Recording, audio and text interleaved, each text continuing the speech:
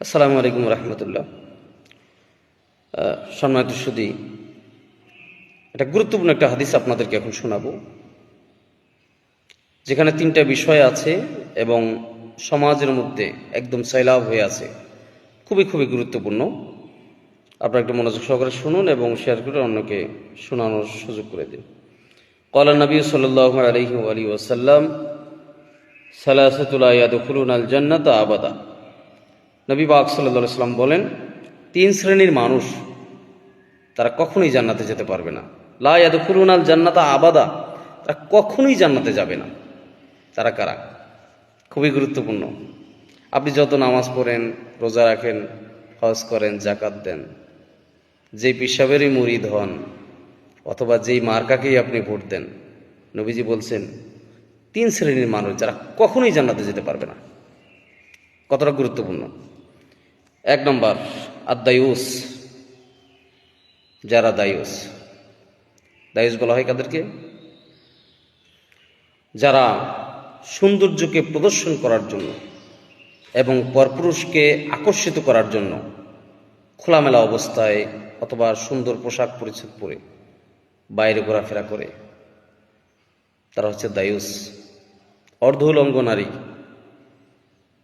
পোশাক পরে আছে, কিন্তু পোশাকের কোনো মূল্য নেই তার কাছে, এদেরকে বলা হয় দায়ুস। এই দায়ুস কখনোই জান্নাতে প্রবেশ করতে পারবে না। নবীজি অন্য একটা হাদিসে বলেন, আদ-দায়ুসু লা ইয়াদখুলুল জান্নাহ, দায়ুস কখনোই জান্নাতে প্রবেশ করতে পারবে না। দুই নম্বর, ওয়ার রাজিলাতু মিনান নিসা। মর্দ মহিলা বুঝছেন, মেয়ে মানুষ কিন্তু মনে মনে বলতেছে আমি পুরুষ, ট্রান্সজেন্ডার। সে আল্লাহ পাক তাকে মেয়ে লোক হিসেবে সৃষ্টি করছেন, কিন্তু সে মনে মনে ভাবতেছে কি আমি পুরুষ।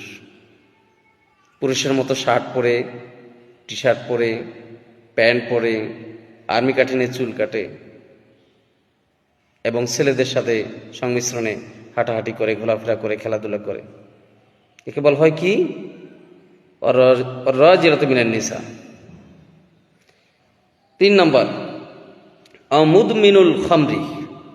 আহা, মদখোর, মদ্যপায়ী, শরাব পানকারী। যারা নেশাগ্রস্ত, এই শরাব এর মধ্যে মদ, তারপরে গাঁজা, হিরোইন, ফেন্সিডিল, ইয়াবা, যা বলেন, আরো কত নাম আছে,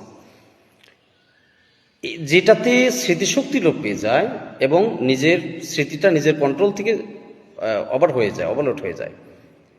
এইগুলো যারা পান করবে, নবী পাক সাল্লাল্লাহু আলাইহি সাল্লাম বলেন, লা ইয়াদখুলুল জান্নাতা আবাদা, তারা কখনোই জান্নাতে প্রবেশ করতে পারবে না। এই হাদিসটি সহিহ সনদে, রাওয়াহু তিবরানী, সহিহ হাদিস। আল্লাহ পাক নারীদেরকে বলছেন, ওয়াকারনা ফি বুয়ুতিকুন্না, হে মুসলিম নারীগণ, তোমরা ঘরের মধ্যে থাকো। ওয়ালা তাবাররাজনা তাবাররাজাল জাহিলিয়াতিল উলা, পূর্ববর্তী অন্ধকারাচ্ছন্ন যে যুগের মতো সাজসজ্জা করে, সৌন্দর্য প্রদর্শন করে, পরপুরুষকে আকর্ষিত করে ঘর থেকে বের হইও না। প্রয়োজনের ক্ষেত্রে পর্দার সাথে বের হওয়া যাবে, কিন্তু ঘরের মধ্যেই থাকা শ্রেয়। প্রয়োজন ছাড়া সবসময় বাড়িতেই থাকতে হবে। এই জন্য কয়েকটা বিষয়ের উপরে আলোচনা করলাম, খুবই গুরুত্বপূর্ণ। আমরা নিজেরা এর উপরে আমল করব এবং অন্যকে আমল করতে উৎসাহিত করব। ভিডিওটি বেশি বেশি করে শেয়ার করে দিবেন যাতে সবার কাছে ছড়িয়ে পড়ে, এবং একজন মুসলমানও যদি আমলদার হয় তাহলে ইনশাল্লাহ এর ফজিলত আল্লাহ পাক আমাদেরকে দান করবেন। আল্লাহুম্মা আমিন।